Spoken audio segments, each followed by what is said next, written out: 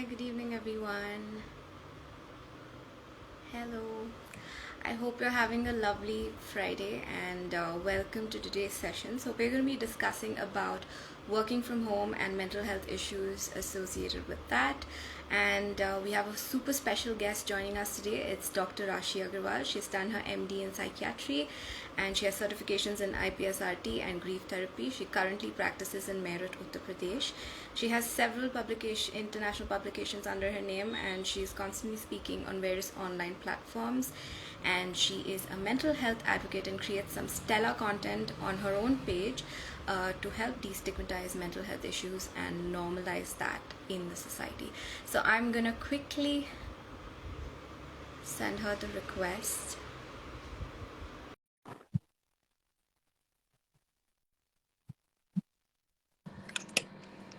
Hello. Hi, good evening, Dr. Rashi. How are you? Hi, I'm good. I'm good. Thank you so much for having me. How are you? Thank you so much for doing this. I'm fine, thank you. All right, so I have a bunch of questions for you, and I think we just get started right away. And guys, if you have any questions, please put them in the comments below, and I think Dr. Rashi will be very happy to answer them for you. All Lovely. right. So first things first, you are a psychiatrist, and I know a lot of people who are confused between what exactly does a psychologist do and what exactly does a psychiatrist do. So who should one go to, depending on, what disorders and diseases they're suffering from? Yeah. So this is, I think, a very, very common misconception, or maybe a doubt that people have that, hey, can you give me therapy? Then they reach out to me on a daily basis. So, hi everyone, I am a psychiatrist. So, a psychiatrist is a person who's medically trained to deal with everything related to mental health, mental illnesses. So, I am certified to give medications. So, psychiatrists generally work more with medications and less with therapy just due to the sheer time constraint that we have. Psychologists are either undergrad, postgrad, MA, BA, MSc, BSc in psychology. So they can do clinical psychologist or they can be MPhil.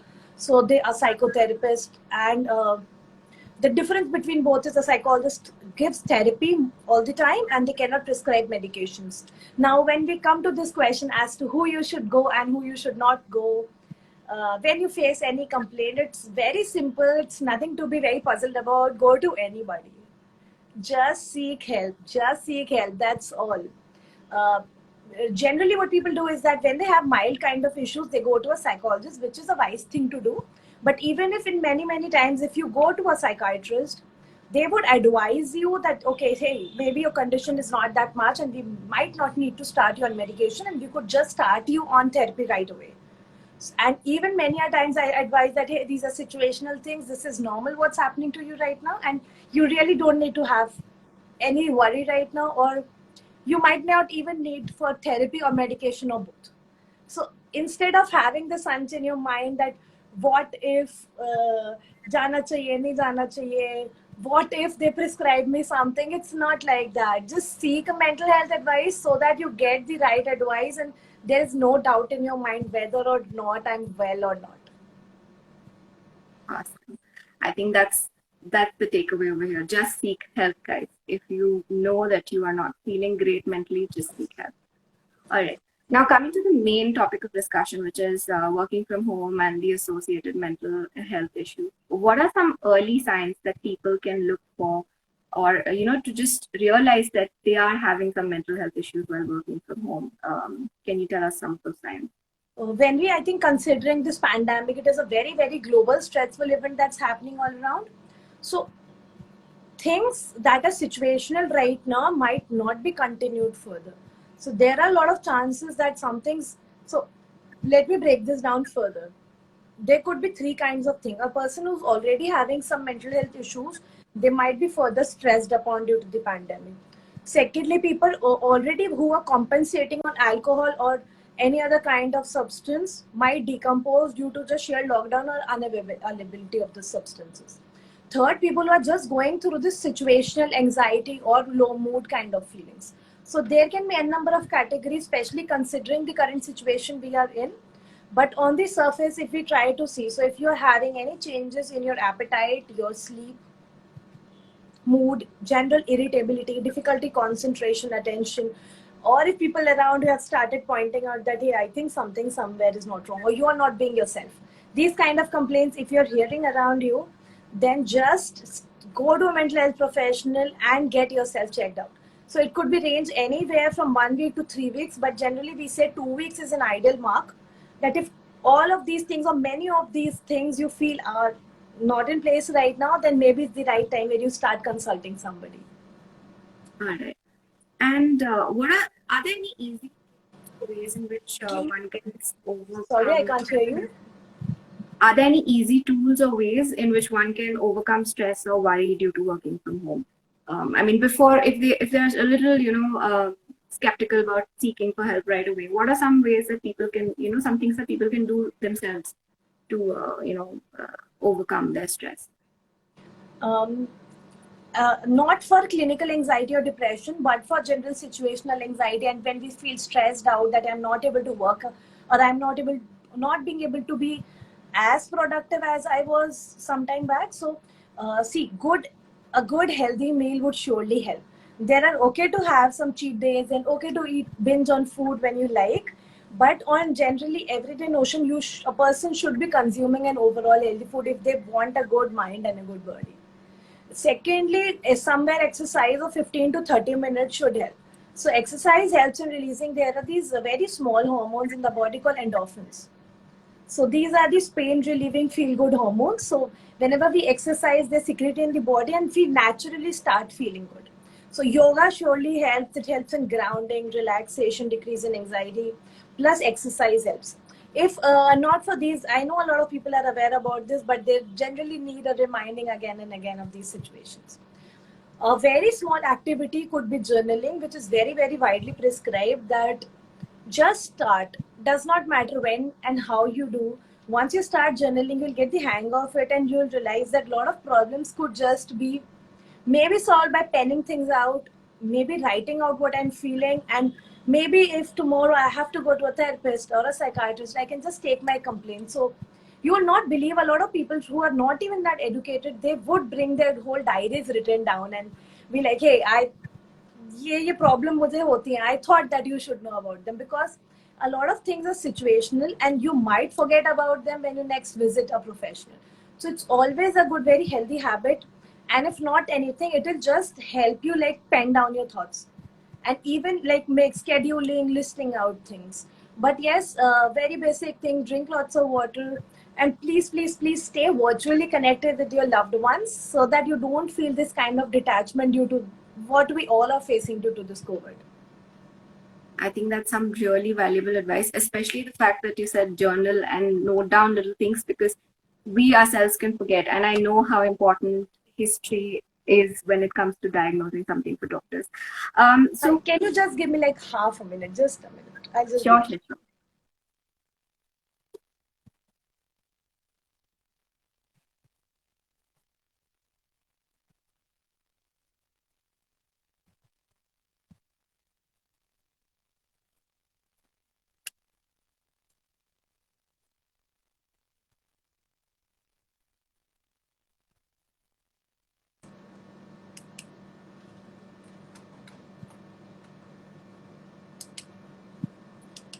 I don't know why my light's not working today. So I'm not able to see clearly. Is this better? I don't know why this has stopped working. Yeah, I think it's a tad bit brighter now. Yeah, some technology and its glitches. Yeah.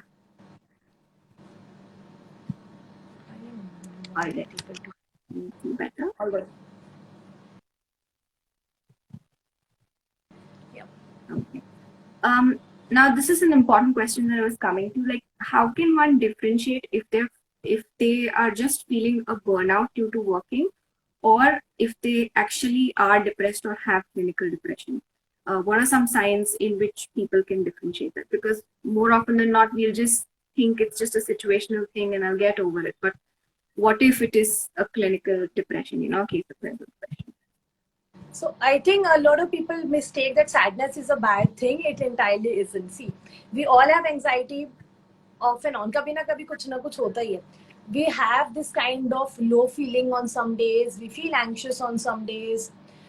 Then again, there are times where I would feel angry or I would feel very happy. So these are normal emotions and they range. Kabhi upar, kabhi niche. So they will keep on going up and down depending on the situation. So it's entirely not bad to feel anxious or just to feel sad.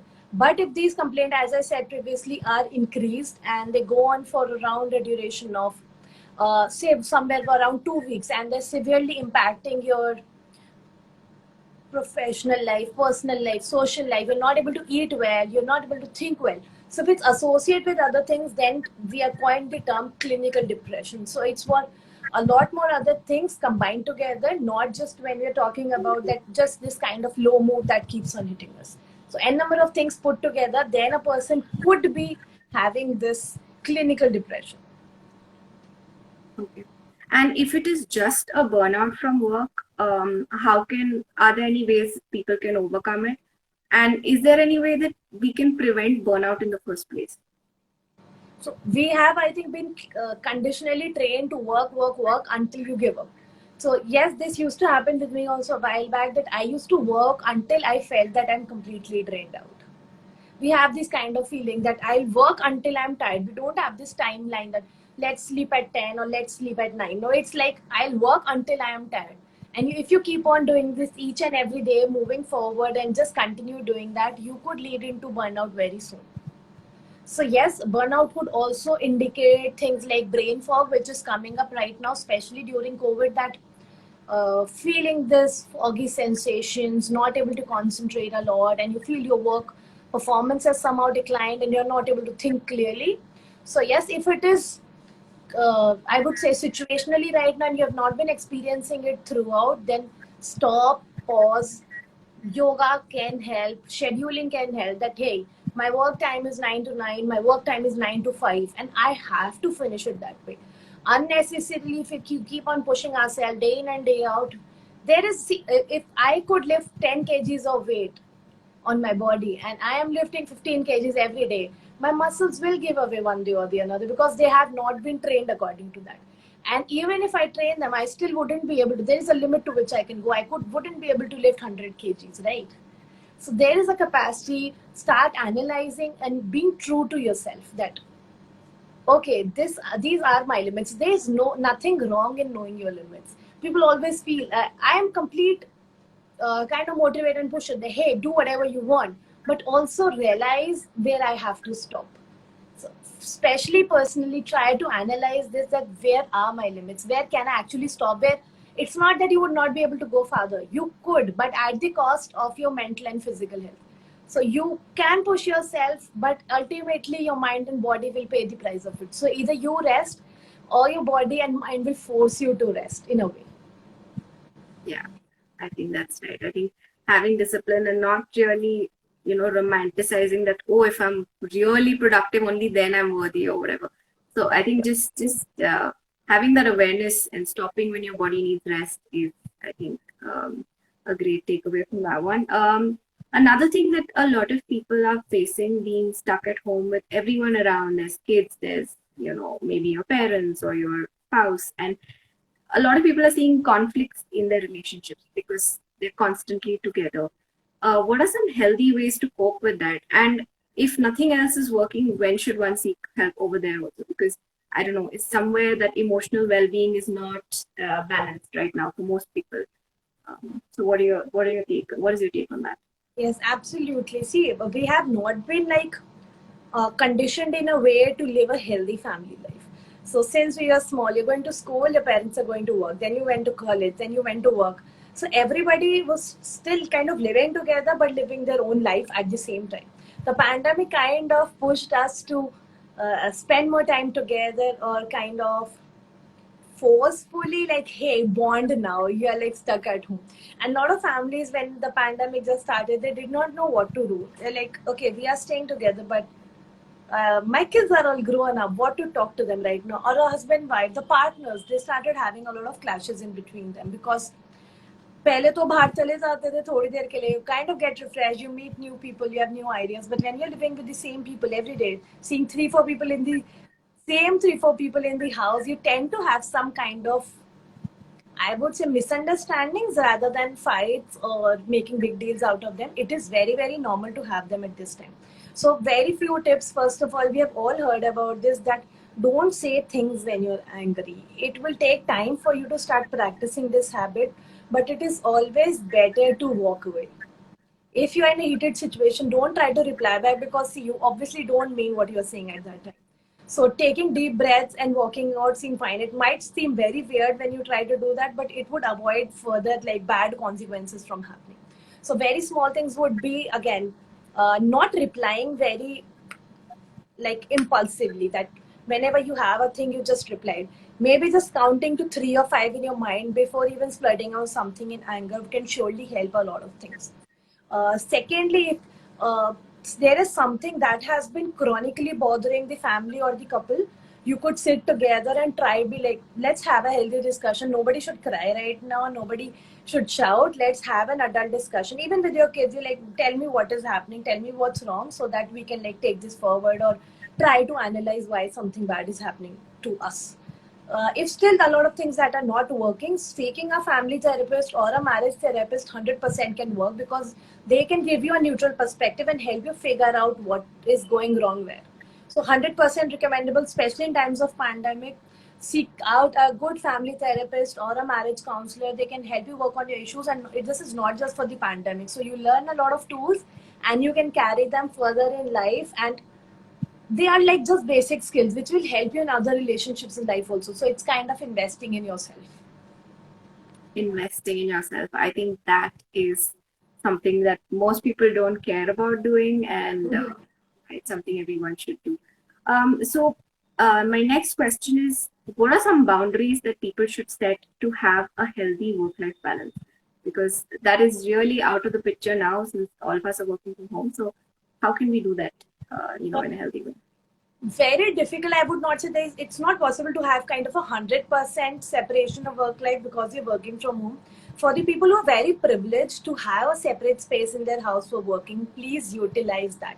Don't make your bed your everything. Your bed is not your workstation. Your bed is not your dining table. Your bed is not your reading table. It's just meant for sleeping and for having sex.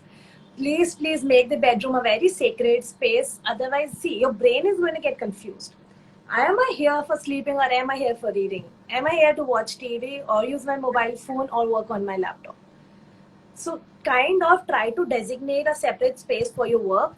If it is possible in a separate room, then well and good. Otherwise, if you could afford, just keep a table in your bedroom that could work as your workstation. Try to make it look alike so that you have this feeling that you're working in your office. So, just putting on some stickers could do, putting on maybe things like post it notes, or just keep your laptop there. Don't carry it around the house. These things would really help, so that your mind knows I'm working here and I'm sleeping there.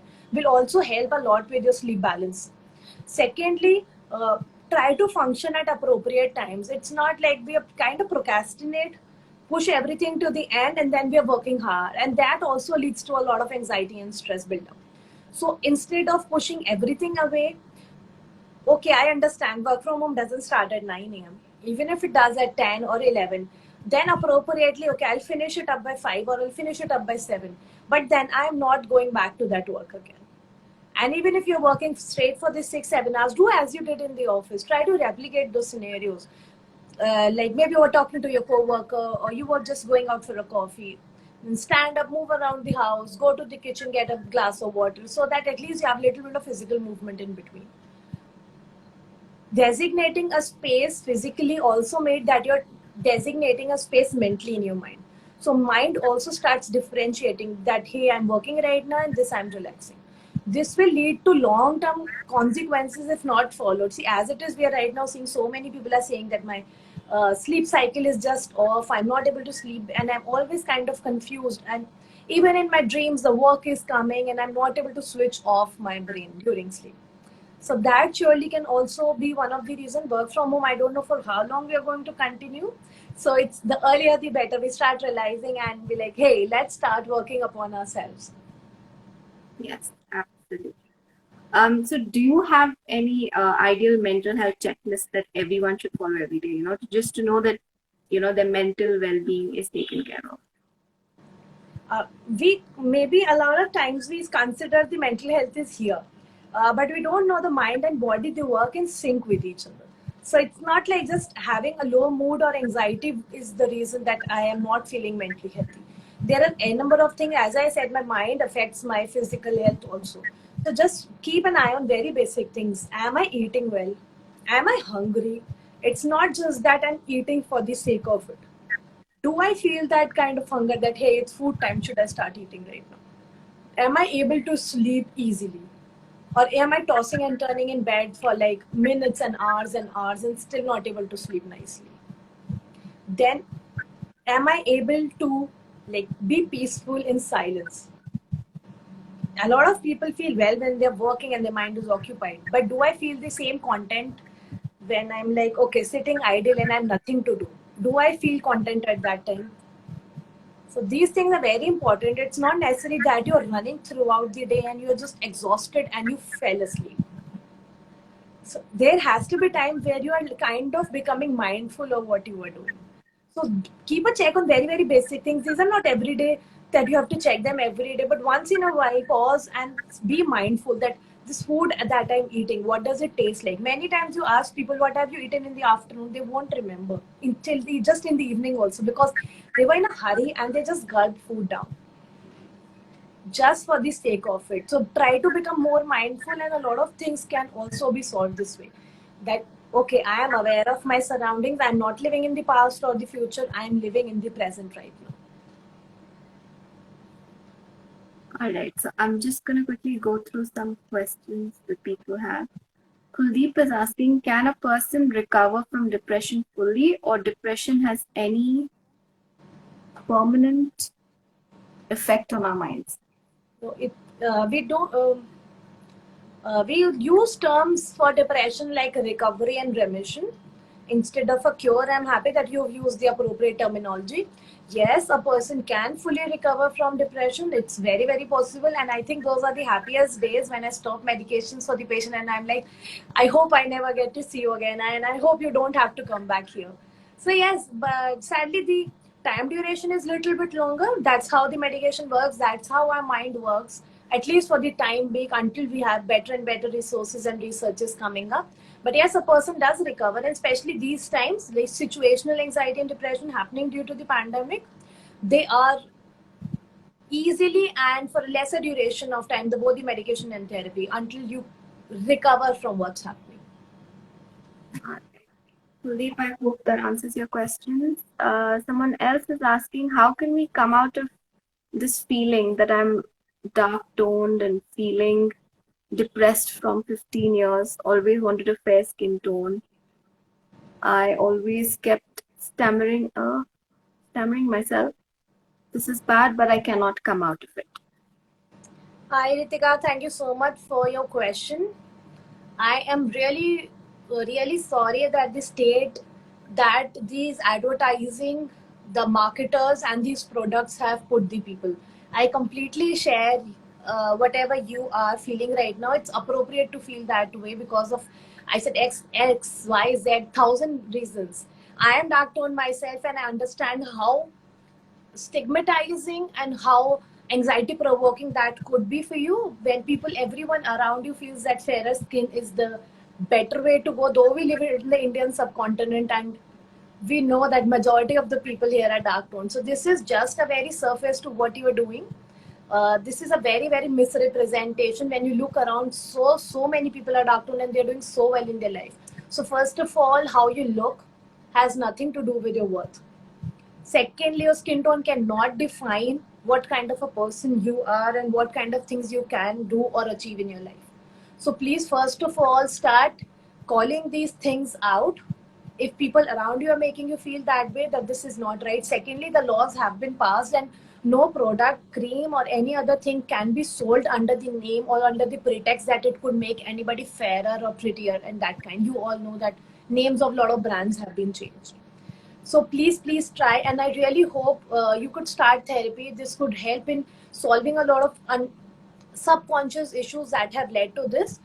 And it's all about the advertisement and the people around that has might led you to this condition. Therapy surely can help to figure out and come out of this mess that has been created in your mind. All right, I hope that helps, Krika. We have another question from someone called Invincible Vibe. How to get rid of generalized anxiety disorder? Can you suggest any medicine? I'm not sure about if you can suggest medications, but how to overcome generalized anxiety disorder? See, generalized anxiety disorder is a clinical term, so I don't know if it has been um, kind of prescribed to you by a professional, or that is something that you've heard or maybe come up on your own. So yes, it is a clinical disorder. There are a number of ways to manage that. So best is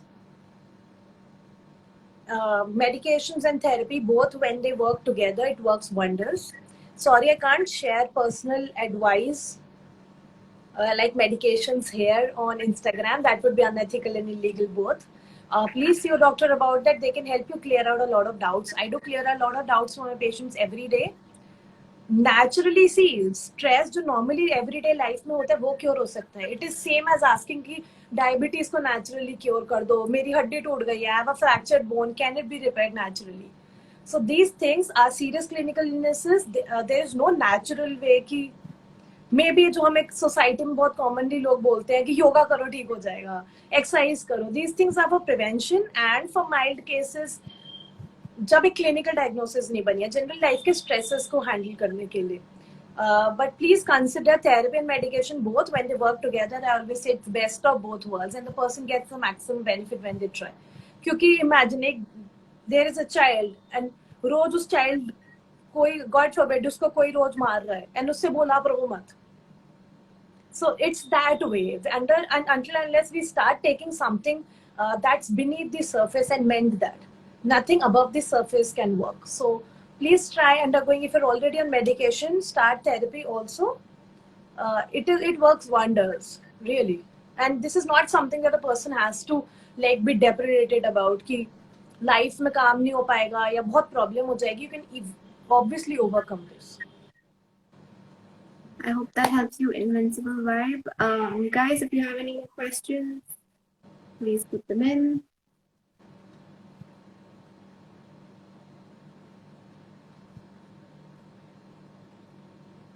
Yeah, that's true. Serotonin is the hormone that's responsible for anxiety and depression. It decreases, and that's why medications have to be started.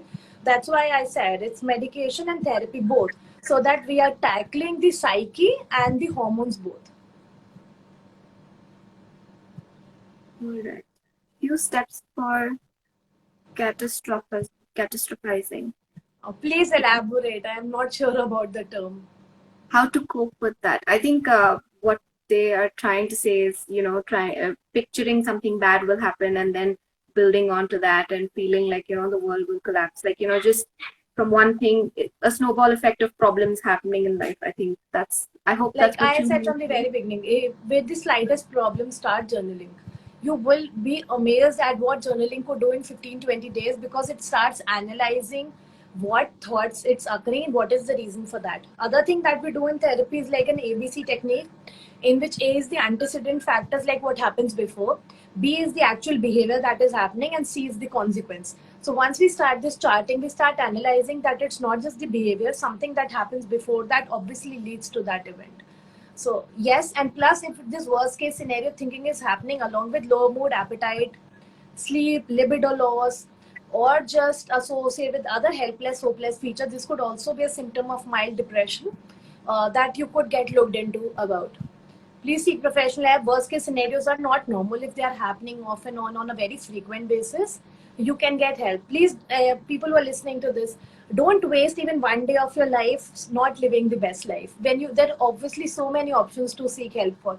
ये सोच के कि सब कुछ ठीक हो जाएगा, कुछ जरूरत ही नहीं है करने की, अपने आप मेंड हो जाएगा. We are wasting precious time. Someone's asking, is anxiety medication like Nexito plus safe if you're taking for longer duration? I don't know if we can discuss medication again. Guys, please, go to a psychiatrist in person and take any advice you need on medication for that. Or if you're in the same city as Dr. Ashley is, you can visit the clinic. All right, guys, do you have any more questions? Okay, I have one more question. Do you have a message or quote or advice to everyone out here, who joined us today? One quote or advice that you live by and that you really swear by. Okay, very simple things to follow. First of all, see, we are in a pandemic, and I don't expect people to excel right now and being living their best life. We are in a pandemic, and our basic motto currently is to survive, not to excel. So don't overburden yourself and push yourself. I have had these days. I get anxious easily. I don't fall into the category of a clinical anxiety, but things give me anxiety also, like kind of feeling that I'm not productive enough. I've not taken enough sessions today. Or online, I could have seen more patients. But then again, as I said, start setting boundaries so that even if you push yourself harder, you're just doing at the cost of your mental and physical health. Please set boundaries for yourself. It could be difficult and kind of uncomfortable in the beginning, but in the long run, they're always going to help you. Secondly, don't put all your energy and efforts currently into excelling everything. So many people, a trigger warning here, lost their lives. We are just happy to be alive. We don't realize how big a deal that is if you have food on your plate right now, if you're alive and all the people in your family are here with you, and you have the liberty. It's such a big privilege to work from home. We think that it's a boon that, oh my god, I'm not able to go to work. It's a very big privilege. Trust me, people like us who are going out every day, I feel that I wish I had the privilege to like be at home every day. So please start counting your blessings. Don't over pressurize yourself. It's a pandemic and it's happening globally. And also give yourself this liberty to heal. Don't kind of hide yourself behind this feeling that I am a perfectionist and I can do everything without seeking help. There's nothing wrong in seeking help. It just makes you braver. I applaud everybody who comes to help to me that, hey, you are very brave that you broke all this stigma and you came to help for yourself. Absolutely. All right. Yes, Thank you. invincible anxiety medications are safe. It's not about 1 year. People take them for n number of years depending on the situation. But please get looked into the fact that why it is happening for a longer duration of time. As I said, if you're on medication, try therapy also so that you actually get to the root cause of it. Please discuss with your doctor. I think there's one more question by Digvijay. He's asking, is clinical depression curable? As I said, we don't use these terms like curable. We use terms like remission and recovery because it's not an infective disorder. And people, anybody who are in seek of help, there's a link in my bio. I take online consultations every day. In the morning, I'm taking Real World. No, medications are not for lifetime. There are n number of videos to my page. Please come here and get your doubts cleared. Thank you so Yes. much, Girlbuzz India, for having me. It was Thank you. lovely. Thank you, Rashi, and we hope that we get to do this again with you sometime. And thank you, everyone, for joining in. I hope you really learned something and found really valuable information. If you want to have a consultation with Dr. Rashi, you can go to her page, check out her amazing content, and get in touch with her. Okay. All right. Thank you so much, Thank you everyone. Thank so you, Dr. much. Rashi.